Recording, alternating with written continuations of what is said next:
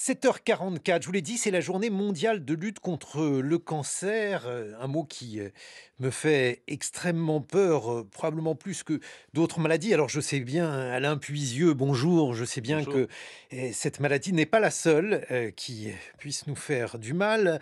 Mais si je vous ai invité, c'est parce qu'on m'a présenté votre travail, vous étiez chercheur, vous étiez même un grand chercheur, vous avez beaucoup travaillé sur, le cancer du foie, notamment sur les cancers pédiatriques et puis vous êtes devenu président du directoire de l'Institut Curie récemment et on m'a dit: «Voilà, Alain Puisieux est un homme optimiste». Vous savez, il y avait la vieille blague de Desproges, où il parlait de Schwarzenberg qui était le grand spécialiste du cancer, à l'époque et il disait: «Schwarzenberg, espoir, chercher l'erreur». Bah, vous avez de l'espoir, l'espoir de transformer le cancer en maladie chronique, c'est ça?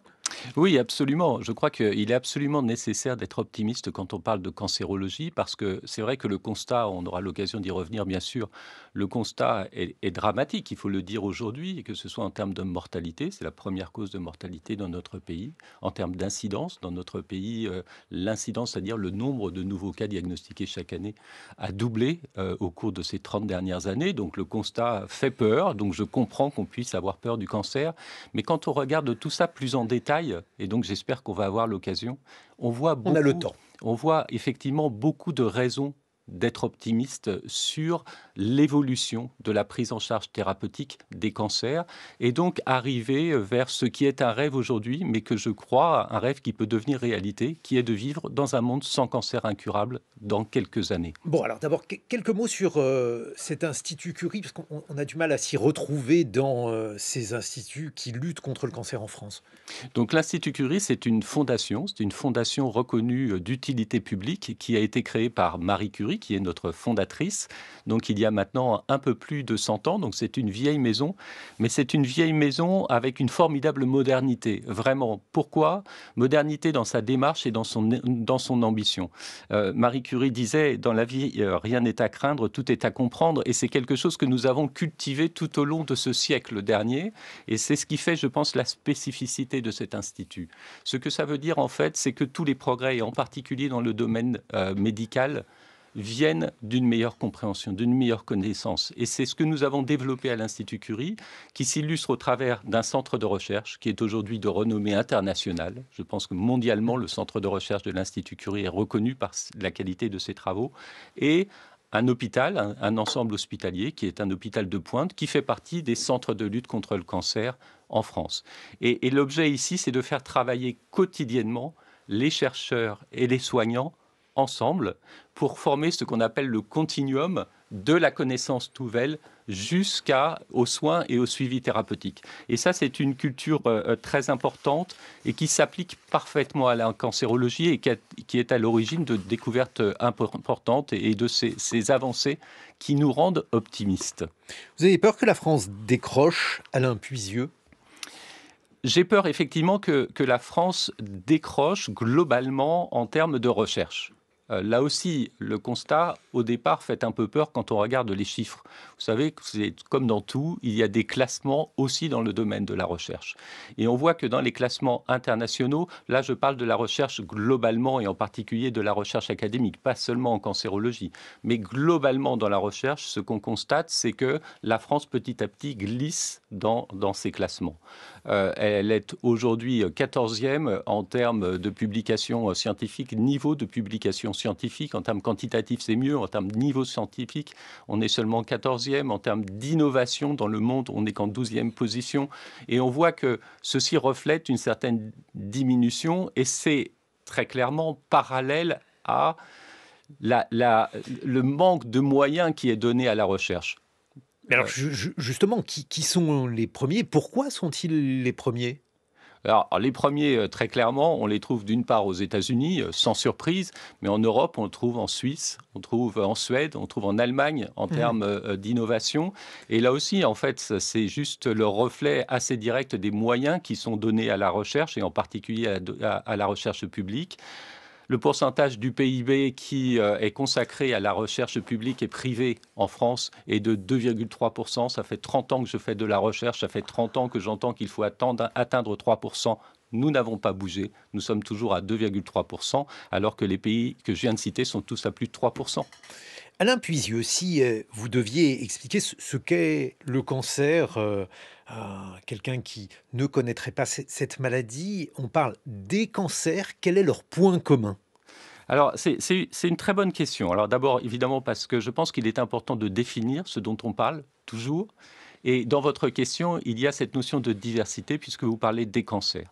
Alors, si on prend la définition, qui est notamment la définition de l'Organisation mondiale de la santé, c'est intéressant parce qu'il parle de termes génériques d'une grande famille de pathologies. Donc, on voit bien la diversité de ces pathologies cancéreuses qui ont pour point commun, selon toujours cette définition, deux caractéristiques.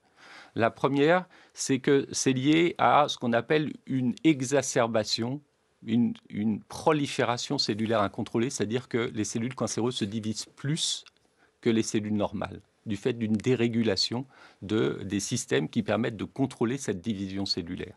Donc, elles ont une capacité à proliférer, les cellules cancéreuses ont une capacité à proliférer qui fait que petit à petit, un nouveau tissu anormal va se former, qui est ce qu'on appelle la tumeur primaire, là où elle se développe en premier lieu dans l'organisme. Et la deuxième définition, il y a une autre propriété que certaines cellules cancéreuses peuvent acquérir au cours de l'évolution de la pathologie, c'est qu'elles peuvent disséminer à distance.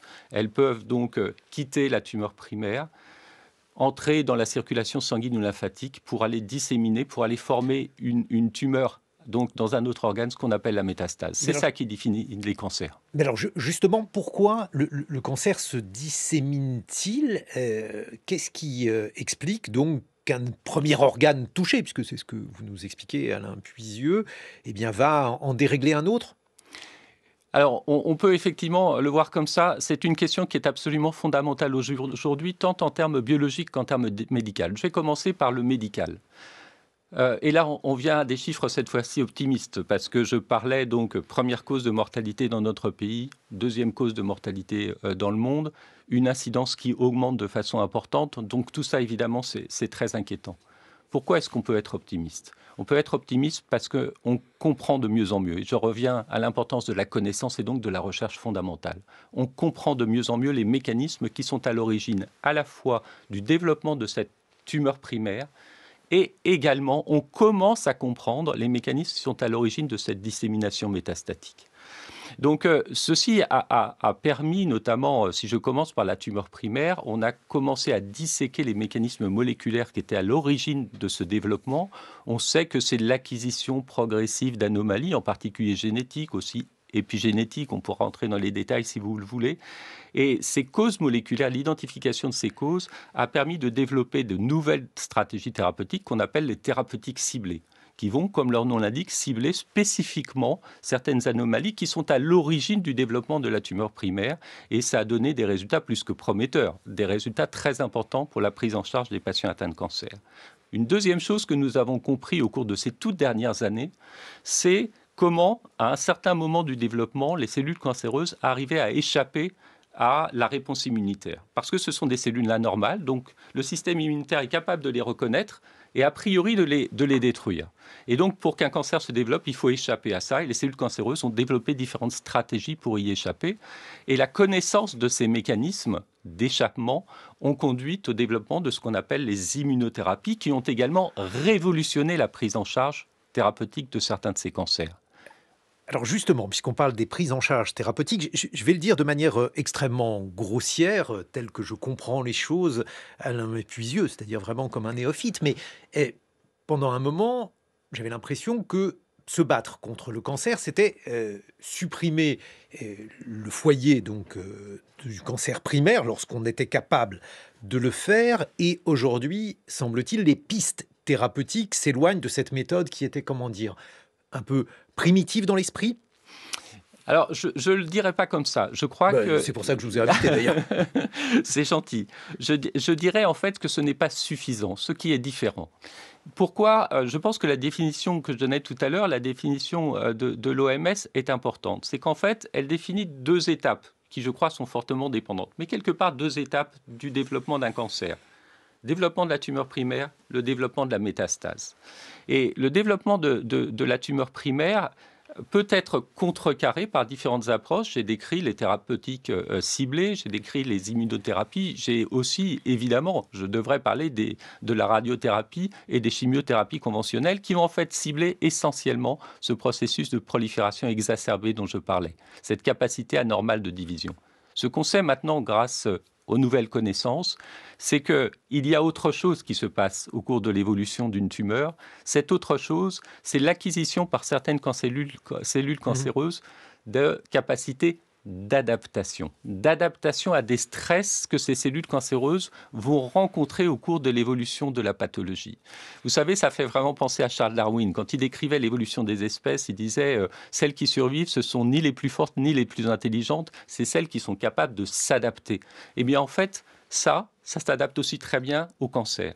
C'est-à-dire que les cellules cancéreuses acquièrent ce qu'on appelle une plasticité. Elles sont capables de changer d'identité à certains moments pour pouvoir s'adapter à ces stress. Et ceci est très important pour le développement des métastases et également pour échapper aux thérapeutiques.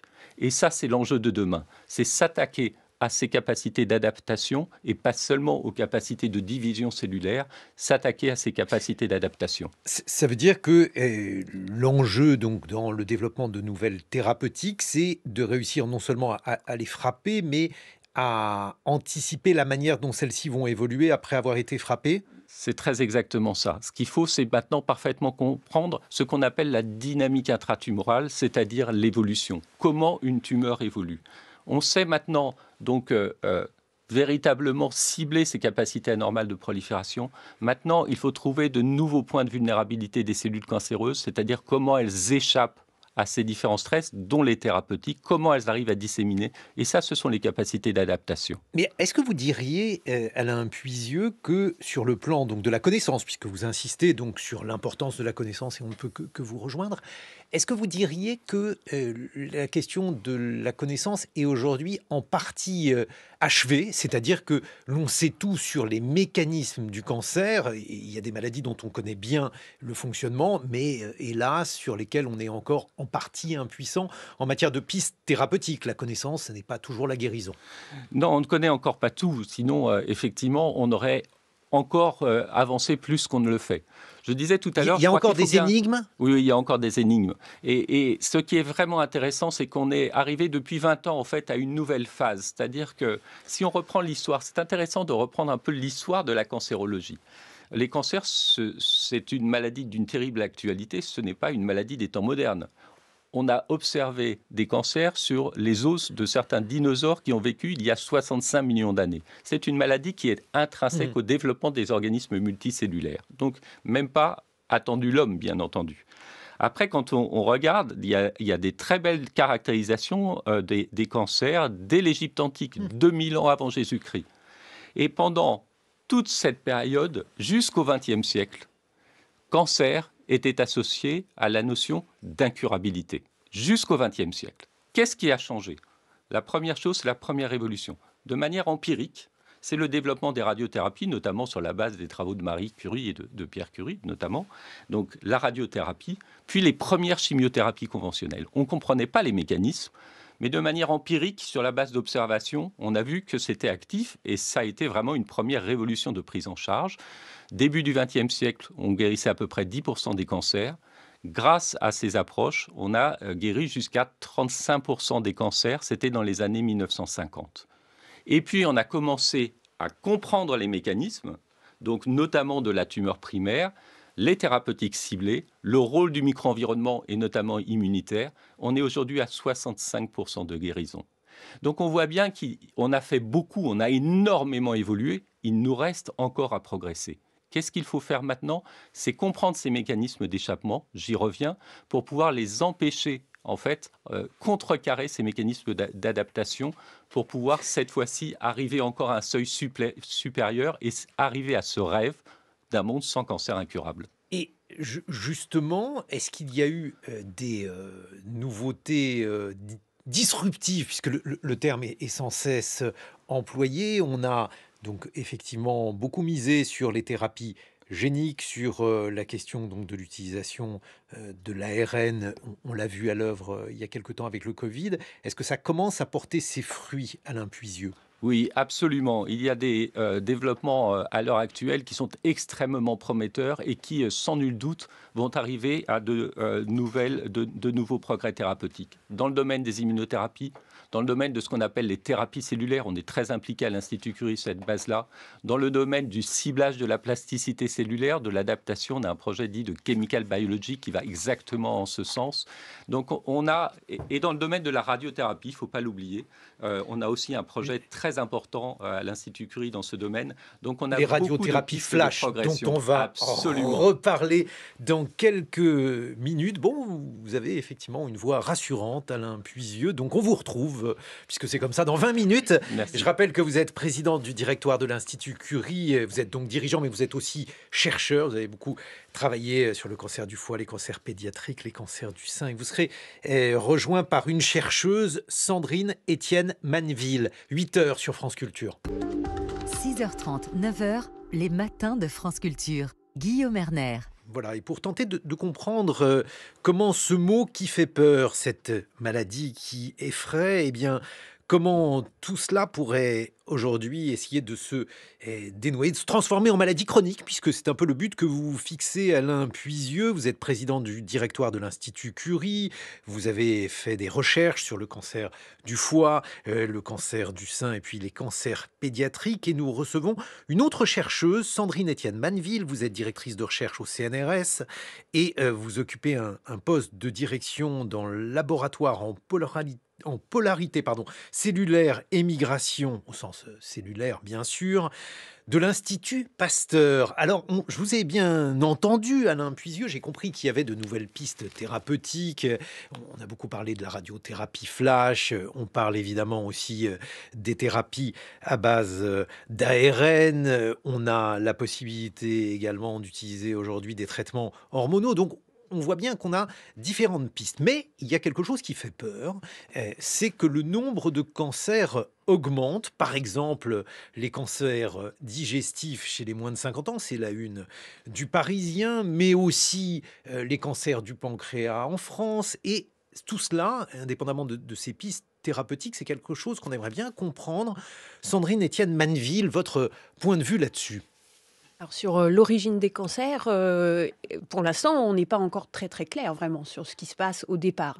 Essentiellement parce qu'on ne connaît pas les premières étapes du développement du cancer, ou en tout cas on ne les voit pas, on ne s'en rend compte qu'assez tard. Mais pourtant, on n'arrête pas de me répéter que 50% des cancers seraient évitables à condition d'observer un certain nombre de règles d'hygiène de vie, ne pas fumer, ne pas trop boire. Je dis ça entre guillemets pour que vous me corrigiez si ce que je dis Bien sûr. n'est pas exact. Pratiquer une activité physique. Est-ce que j'ai résumé les principales règles de vie? Oui, alors c'est des règles de vie assez générales qui seraient valables pour un certain nombre de maladies. Bon, évidemment, ça concerne aussi le cancer.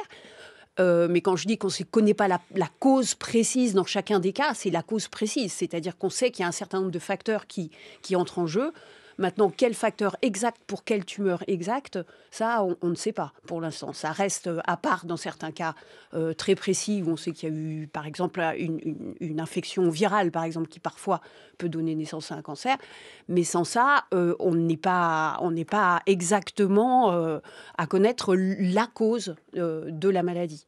Donc, ce qu'on peut faire, c'est des corrélations entre des progressions de certaines pathologies et aussi certains facteurs environnementaux qui progressent en même temps tout autour de nous. Qu'est-ce que vous en pensez, Alain Puisieux? Parce que je lis donc le Parisien donc sur l'augmentation des tumeurs digestives chez les moins de 50 ans. Et alors, le Parisien évoque deux pistes, la pollution, l'alimentation.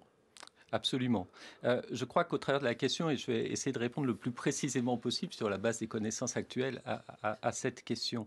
Mais en fait, la question générale que vous posez, c'est une question essentielle. Tout à l'heure, on parlait beaucoup de la prise en charge thérapeutique, des nouvelles approches thérapeutiques. Il y a évidemment un deuxième volet qui est majeur dans la lutte contre les cancers, c'est la prévention. Et donc, pour développer des approches de prévention efficaces, il faut effectivement bien connaître les étiologies, c'est-à-dire les causes des cancers. Vous en avez cité certaines qui sont très importantes. Le tabagisme. Et je veux m'arrêter quelques secondes sur le tabagisme, je vais vous expliquer pourquoi. Tabagisme, c'est quand même 75 000 morts par an dans notre pays. 75 000 morts par an, responsable de plus de 85% des cancers du poumon. Les gens ne réalisent pas à quel point le tabagisme est dangereux pour leur santé. C'est un fumeur sur deux qui décède du tabagisme. 1 sur 2. Comme ça, on a l'impression que c'est 1 sur 10, 1 sur 100. C'est une personne sur 2. Donc, parmi nos auditeurs, s'il y a 2 personnes qui, en nous écoutant, décident d'arrêter de fumer, moi, j'aurais gagné ma journée grâce à vous, puisque j'aurais sauvé une vie aujourd'hui. Donc, c'est une personne sur 2 qui décède de son tabagisme. Donc, le tabac, évidemment, une problématique majeure. L'alcool, vous l'avez dit, ça ne veut pas dire 0 gramme d'alcool. J'en sais rien parce que j'ai lu des choses très contradictoires. Mais c'est très important. Alain Puisieux, j'ai lu des choses très contradictoires, notamment un article dans le New York Times récemment qui disait que le premier verre d'alcool était de l'alcool. Non, mais c'est vrai que sur le premier verre, il y a discussion, ça dépend du type d'alcool, il y a discussion, mais ce qui est sûr, c'est que trop d'alcool, comme souvent, c'est le trop qui est embêtant. Trop d'alcool. La relation dose est très importante, en tout cas en ce qui concerne l'alcoolémie. Le tabac, c'est moins clair en l'occurrence. Mais après, il y a la sédentarité, l'obésité qui est une problématique majeure, la pollution probablement, les infections, comme le disait Sandrine il y a un instant. Donc, mais si on prend un pas de recul, quand on regarde l'augmentation d'incidence, quelles sont les causes de l'augmentation d'incidence? C'est là où mon optimisme revient, les causes réelles de l'augmentation d'incidence. La moitié de cette augmentation d'incidence, 50% de cette augmentation d'incidence, est due en fait à des problématiques qui sont purement démographiques. C'est essentiellement le vieillissement de la population. Nous avons la chance de vivre plus longtemps, mais on sait que plus on vit longtemps, plus on a de risques de développer un cancer. Pas chez les moins de 50 ans, si j'ose dire. Je vais y venir aux moins de 50 ans, c'est très important. Après, la deuxième cause d'augmentation de cette incidence, c'est dû au développement du dépistage et du diagnostic précoce. L'objet même du dépistage, c'est de faire du diagnostic. Donc, on fait mieux le diagnostic, donc on augmente évidemment le nombre de nouveaux cas diagnostiqués chaque année. Et il y a maintenant 25% de cette augmentation qui est due à ces facteurs de risque dont on parle, donc tabac, alcool, sédentarité, obésité, d'autres. Et là, on parle vraiment de cette augmentation que vous soulignez de cancer chez des personnes jeunes. Et je crois que maintenant, les arguments, les données sont fortes pour effectivement démontrer qu'il y a actuellement une augmentation de certains types de cancers digestifs, mais aussi cancer du sein chez la femme, chez des personnes jeunes, qui sont liées cette fois-ci à des expositions. Le tabac joue son rôle, mais d'autres, l'obésité probablement joue son rôle, donc l'alimentation évidemment joue son rôle notamment. Oui, mais là aussi, lorsqu'on évoque le cancer du pancréas, un certain nombre de causes sont évoquées, celles que vous citez, mais on dit que ça n'explique pas tout. Alain Puisieux, est-ce que là-dessus, il y a à la fois des recherches, des pistes de compréhension? Alain Puisieux. Bien sûr, il y a des recherches qui sont réalisées. On parlait tout à l'heure de l'OMS, au travers malheureusement de la décision du nouveau président des États-Unis de couper les ressources. C'est, je pense, une décision dramatique comme d'autres.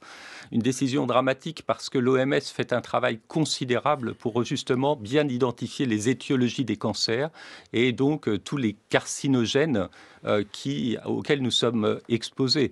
Et donc, il y a d'autres hypothèses, donc au-delà de celles dont on a cité, les pesticides, la pollution, etc., qui probablement jouent un rôle pour certains types de cancers. Alors, je ne veux pas vous embêter, mais là aussi, sur les pesticides, une étude sur le cancer du pancréas expliquait que si les pesticides étaient en cause, il y aurait évidemment une surreprésentation des cancers du pancréas chez les agriculteurs. Ce n'est pas le cas. Mais en fait, le problème, c'est ce qu'a dit Sandrine tout à l'heure, c'est que pour la plupart des cancers, on oublie les cancers du poumon liés au tabac, mais pour la plupart des autres cancers, un cancer n'est pas dû à une seule cause étiologique. C'est ce qui rend les choses compliquées. C'est qu'en fait, c'est une addition de différentes causes auxquelles il faut ajouter aussi pas de chance et auxquelles il faut ajouter des risques personnels qui sont liés à sa propre génétique, qui fait qu'à la fin, on peut développer un cancer. Donc, c'est de multiples causes et pas une cause unique le plus souvent. Sandrine Etienne Manneville, qu'est-ce que vous en pensez? Parce que je vous vois, vous êtes une vraie chercheuse. C'est-à-dire, quand vous ne savez pas, vous faites la moue. Comment vous travaillez justement là-dessus? Parce que des phénomènes multifactoriels, on a l'habitude aussi de les comprendre ou d'essayer de les décomposer. Oui, alors effectivement, c'est des études à grande échelle pour essayer de faire des corrélations entre des facteurs de risque et l'émergence de certains cancers, comme on vient de le discuter. Et puis, Après, il faut essayer de comprendre quel est le lien direct, c'est-à-dire comment, à partir d'un pesticide donné, on va effectivement causer une maladie. Et ça, c'est de la recherche fondamentale qui consiste à effectivement étudier l'effet de ce facteur sur la survie des cellules, leur capacité à se multiplier, etc. Mais alors, justement, Alain Puisieux, est-ce qu'il y a un lien entre ces différentes substances, très différentes de l'alcool aux pesticides? Il n'y a pas vraiment de lien, sauf que nous, dans notre esprit, ce sont des produits mauvais, je le dis comme un néophyte. Alors, est-ce que ça veut dire qu'ils provoquent des inflammations dans le corps? Puisqu'on parle beaucoup, par exemple, pour l'obésité, d'un phénomène d'inflammation continue. Est-ce que le cancer, c'est la résultante d'une inflammation continue? Pour certains types de cancers, c'est une certitude aujourd'hui. L'inflammation est associée à un risque de cancer dans différents tissus. Ça a été très bien montré pour différents types de cancers. Donc là, la question est presque résolue en ce sens, bien que selon la source de cette inflammation, les mécanismes peuvent différer, ce qui veut dire que la thérapeutique que l'on devra employer probablement devra également varier. Mais l'inflammation peut provenir de différentes expositions dont on a parlé tout à l'heure. Le tabac en est un autre exemple, en l'occurrence. Et très clairement, les inflammations sont un risque. Toute inflammation chronique est un risque augmenté du développement d'une pathologie cancéreuse. Bon, je vous ai promis de l'optimisme. Sandrine Etienne Manneville, à l'Institut Pasteur, quelles sont aujourd'hui les pistes thérapeutiques qui sont poursuivies avec bon espoir donc d'obtenir des résultats? Alors je crois que comme beaucoup en ce moment, on a un pôle très important sur tout ce qui est immunothérapie et comment finalement utiliser le système immunitaire euh, pour combattre la tumeur. Donc là, c'est finalement se servir des tissus sains de l'organisme pour arriver finalement naturellement à promouvoir l'élimination des cancers. Donc ça, c'est un des projets évidemment qui est en cours à l'Institut Pasteur. Par ailleurs, on a toujours sur cette idée finalement d'utiliser les tissus sains de l'organisme, on essaye de plus en plus de comprendre quelles sont les interactions entre les cellules cancéreuses qui, comme on l'a dit tout à l'heure, évoluent et s'adaptent à leur environnement, et justement l'environnement qui lui-même répond à ces tumeurs. Et donc quand je parle d'environnement, c'est le tissu qui entoure la tumeur et comment lui, il réagit à ça. Et est-ce qu'on peut utiliser ça finalement pour combattre ces cancers? Mais alors justement, de quelle manière, quels sont aujourd'hui ces traitements qui peuvent donner des résultats à plus ou moins brève échéance? Plus ou moins brève échéance, c'est les immunothérapies, dans le sens où, pour le moment, on utilise maintenant de plus en plus des méthodes pour stimuler le système immunitaire. Si j'ai bien compris l'évolution de la recherche, Sandrine Etienne Manneville, il est de plus en plus question de faire des thérapeutiques très adaptées à chaque patient, c'est-à-dire quasiment du sur-mesure. Vous pouvez nous expliquer pourquoi le sur-mesure alors qu'on parle de cancer du côlon comme si c'était une généralité? Alors, quand on parle des cancers, non seulement il faut effectivement distinguer les cancers selon les organes, etc., qu'ils touchent, donc ça, je pense que tout le monde en a conscience, mais maintenant, pour un même cancer, c'est-à-dire, par exemple, le cancer du côlon, ou que ce soit un cancer du sein, etc., on sait maintenant qu'il y a une diversité énorme, à tel point qu'on se demande si, effectivement, c'est pas chaque patient qui va être différent, et qu'il va falloir arriver à trouver l'outil qui va permettre de cibler un cancer particulier dans une personne particulière, donc dans un patient particulier, avec ses caractéristiques qui lui sont propres. Malheureusement, c'est une des grosses difficultés du traitement contre le cancer, mais on s'approche de ça parce qu'avec les techniques actuelles, on arrive effectivement à cartographier en quelque sorte la nature d'un cancer pour chacun des patients. Alain Puisieux. Oui, c'est intéressant. D'ailleurs, il y a un thème qui est donné à cette journée mondiale contre le cancer, et ce thème est intitulé « Unis par l'unique ».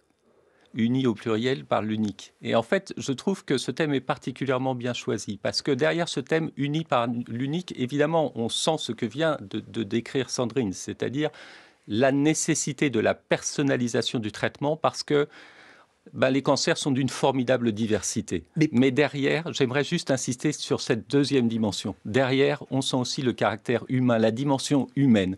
Et c'est vrai que quand on parle d'approche thérapeutique, quand on parle de thérapie cellulaire, thérapie génique, d'ultra-personnalisation, quand on parle de l'apport d'intelligence artificielle, tout ça c'est nécessaire. Cette nouvelle connaissance, la science et ces nouvelles approches sont absolument nécessaires. Mais il ne faut pas oublier que derrière, on est en train de parler des hommes et des femmes, on est en train de parler des patients d'aujourd'hui et de demain, on est en train de parler du personnel soignant et des chercheurs qui dédient leurs recherches.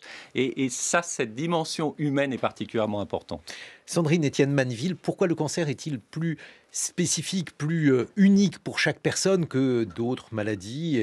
Il y a par exemple des thérapeutiques contre le sida, mais sauf erreur de ma part, il n'y a pas différents sida par rapport donc à une même souche. Donc qu'est-ce qui se passe avec le cancer? Je crois que vous parliez de deux choses en fait complètement différentes. Dans un cas, on a une maladie qui est causée par un virus qui a des propriétés génétiques relativement simples malgré tout, hein.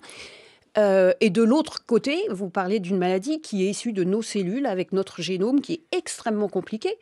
De ce fait, on a des causes multiples et variées qui dépendent évidemment de notre patrimoine génétique initial, et ça va varier d'une personne à l'autre. Et puis sur lequel se surimposent toutes les conditions de vie auxquelles on a été, toutes les conditions auxquelles on a été exposé au cours de notre vie. Et donc c'est cette combinaison de facteurs qui va faire que la maladie va être différente d'une personne à l'autre. Mais justement, est-ce que ça veut dire, par exemple, que le terme de cancer, puisque c'est une longue réflexion chez les historiens de la médecine, est-ce que ça veut dire que le terme est improbe, qu'en réalité, il cache des choses très différentes?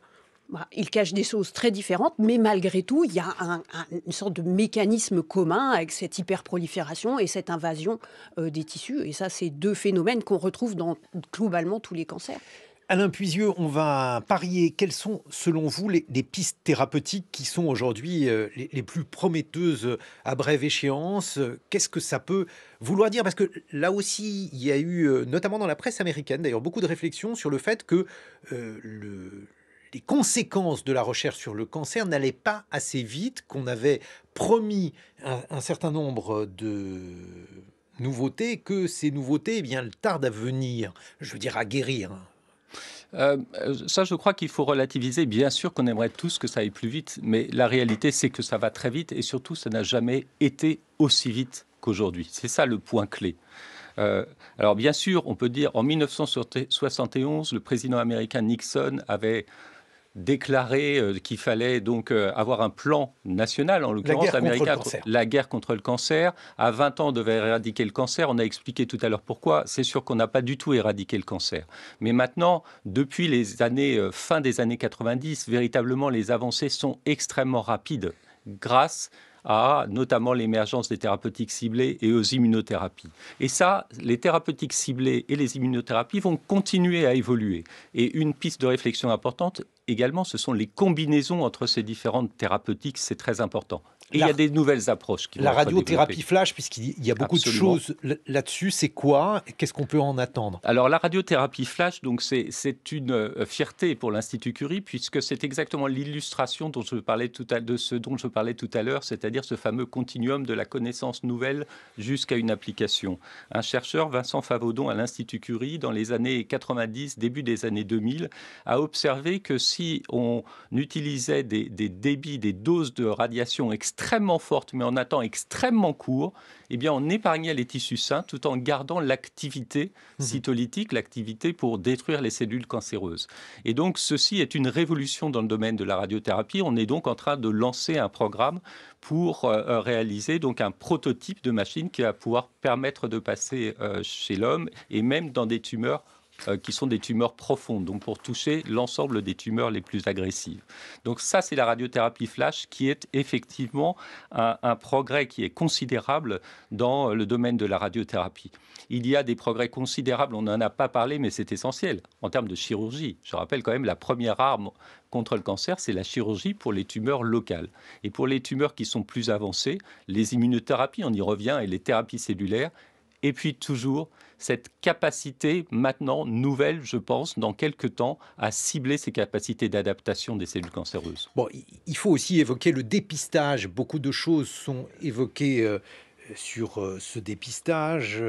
Sandrine Etienne Manneville, qu'est-ce que l'on peut dire à ce sujet? Quels sont les dépistages qui vous paraissent les plus essentiels ou les moins adoptés, les moins observés? Ouais, l'idéal, je dirais, c'est tout dépistage précoce est forcément une avancée énorme, hein. C'est-à-dire qu'à partir du moment où on améliore ça, on va gagner du terrain parce que plus le cancer est jeune, finalement, moins il a eu le temps de s'adapter à tout un tas de choses, moins il a eu le temps de former de métastases, et plus on a de chance de le combattre finalement avec les outils qu'on a déjà. Après, donc, il va falloir essayer d'améliorer ses capacités de dépistage. Et puis, peut-être dans certains cas, quand c'est faisable, on sait que les dépistages à grande échelle, finalement, seraient une solution. Ça peut malheureusement pas fonctionner pour tous les types de cancers, mais une des possibilités, c'est maintenant de s'orienter, faire les dépistages de cellules, par exemple, circulantes, cancéreuses circulantes, que là, on trouve finalement dans le sang des patients, ce qui est relativement facile à trouver. Et ensuite, du coup, à donner des indications, en tout cas, sur l'existence de ces cancers. Mais ça, c'est encore un projet, je veux dire, ça n'est pas une technique de dépistage accessible. Non, malheureusement, non, c'est pas encore une détective. Mais bientôt. Mais ça, Très Bientôt, c'est-à-dire? Quelques années. C'est vraiment en cours de développement et de déploiement. Donc, ce type en fait de techniques qui permettent de ne pas avoir besoin d'avoir accès direct à une tumeur, eh bien, sont en cours véritablement de mise en œuvre dans nos laboratoires. On insiste dans la presse ce matin sur le fait que les Français ne se dépistent pas assez contre le cancer du côlon. Ça, par exemple, ce test, il est important, Alain Puisieux. C'est très important. C'est important pour le cancer du côlon à partir de 50 ans. C'est important pour d'autres types de cancers tels que les cancers du sein. Vous avez raison d'insister. Je crois qu'il faut reconnaître aujourd'hui que nous sommes à la pointe des techniques de prise en charge thérapeutique en France dans le domaine du cancer. Nous ne sommes pas à la pointe en termes de prévention. Nous ne sommes pas à la pointe en termes de dépistage parce que le suivi n'est pas assez fort. Donc on parle du cancer du côlon, mais c'est la même chose pour les cancers du sein. Aujourd'hui, environ 50% des femmes donc, de plus de 50 ans eh bien, font ce dépistage systématique 50%. tous les 2 ans. 50%, Moi, alors qu'il faudrait au moins 70% pour avoir véritablement des résultats meilleurs encore, ce qui se passe en Grande-Bretagne notamment. Donc on est en retard sur nos pays voisins en termes de prévention et de dépistage. Mais pourquoi si peu? Le chiffre m'étonne. Je pensais que le cancer du sein en matière de dépistage... Je crois qu'il y a un problème de culture d'abord, véritablement. C'est très important, d'éducation et de culture. On a la même problématique avec les vaccins. On parlait beaucoup du papillomavirus pour les jeunes filles et les jeunes garçons. Et on a beaucoup de mal à les faire vacciner. Donc c'est un problème d'éducation et de culture, je pense. Merci beaucoup, Alain Puisieux. Je rappelle que vous êtes président du directoire de l'Institut Curie. Merci beaucoup, Sandrine Etienne Manneville. Vous êtes directrice de recherche au CNRS. Dans quelques instants,